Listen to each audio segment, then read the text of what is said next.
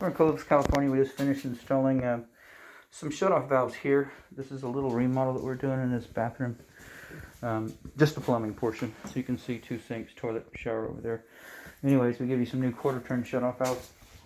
One there, and those are compression, so those are tightened down, and then one there and one there. We did cut off the trap as well. You can see it's stubbed out and cut off. We do new tubular traps when we come back instead of the old ABS traps that were in there, so that's good. The other portion that we're going to work on is the shower. So we got you roughed in the drain down here. We came back after another plumbing company had stubbed this up too tall. You can go 24 inches with that vertical riser beneath the floor. And so we came back, cut it down, got a drain there, and so that's as far as you can go. It's going to be recessed a little bit in here. I think below floor right here is 4 inches down. And so by the time you slope up over to here, you're probably 3 inches down. So you have a slight little drop when you come into the shower outside of the ledge here. And then of course glass sits here right on the framing once it's done up on this top section. So this will all get poured in up to the bottom of the drain, and a tile guy will take it from there. This portion, we've got copper that was existing, and just took and soldered a couple of fittings on here. Copper adapter, and I need to wipe those down. Anyways, just monitor this. You know, I know you're wanting to get going right away with your tile, but just keep an eye on this. You know, any hints of moisture at all, we got to know before this wall gets buttoned up. We're pretty good at what we do. However, it's always nice to keep your eyes on it up until the day that you cover the wall up and put tile on. So from there, we go to a brass adapter that takes you from the copper to the piping. This is Uponor, so it's a Type A Aquapex. And this is the premium product. We don't use the Type B. The Type B we have a lot of trouble with in town as service plumbers. So we're always working on that. So Uponor, who used to be Wurzbo, great product. So both sides, a little adapter, and then a brass adapter that takes you from copper up to the plastic. Just want to get that clean. And then of course plastic up to the valve. This is the new M-Core valve. I think it is the... this is the U130 with integrated stops. We like that because now we don't have to shut the water off when we come back to set this cartridge. Right now the water is on because we want pressure going up here to the valve. So this is all under pressure. Unfortunately, because it's got a diverter valve up here, it can only be in one position, either down, which it is right now. So right now water is flowing through to the shower head only, and it's capped off, so there's no water coming out.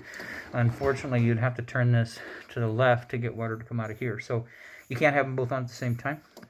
So we're just going to leave it like that.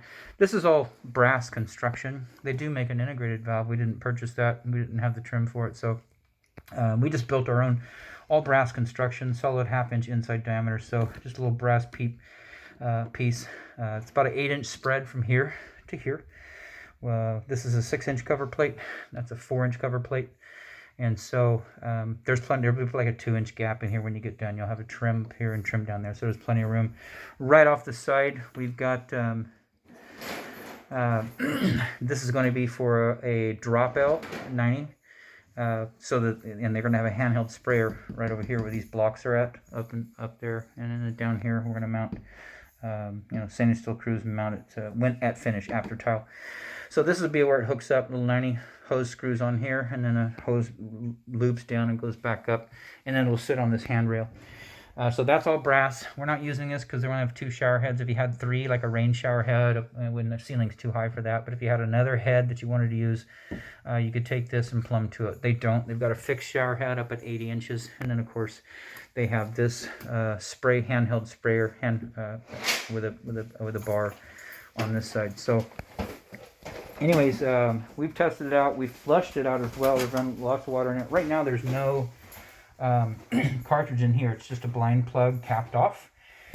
This here has the cartridge installed already. When we did flush it out, we got a lot of debris through there. So a lot of black, grainy material through there. And so hopefully it didn't clog anything in here, and cause it to create a low flow. We had a hose hooked up here. We flushed a lot out of here and out of there.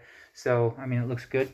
And then of course all 2x4 blocking here, everything's strapped, everything's nice and tight. And then up here we didn't have any more 2x4, so we took a couple pieces of 3/4 plywood, screwed them in, and so that's mounted. And so flatten, make sure that your tile guy tiles around this, and he doesn't pull this off and do what he wants. Leave it like that. Also this one, leave it like that. Right now we are exactly 3/4 of an inch from face of stud to face of this splash guard, or it's a I forget what it's called. We call it a mud ring, and so when he finishes with his tile, it should be flush with this right here. And so he said 3/4 or close, which is close as we can get. So you are exactly 3/4 from face of stud to here. Same thing with here. So you're 3/4 out, and as long as he doesn't go thicker or thinner, you know, you should be fine. He said he's going to do a 1/2 inch board in here, and then on top of that he's going to glue his tile right on top of that. So 3/4 of an inch or close is what we were quoted. Anyways, everything here looks good. Outside of that, this installation is done.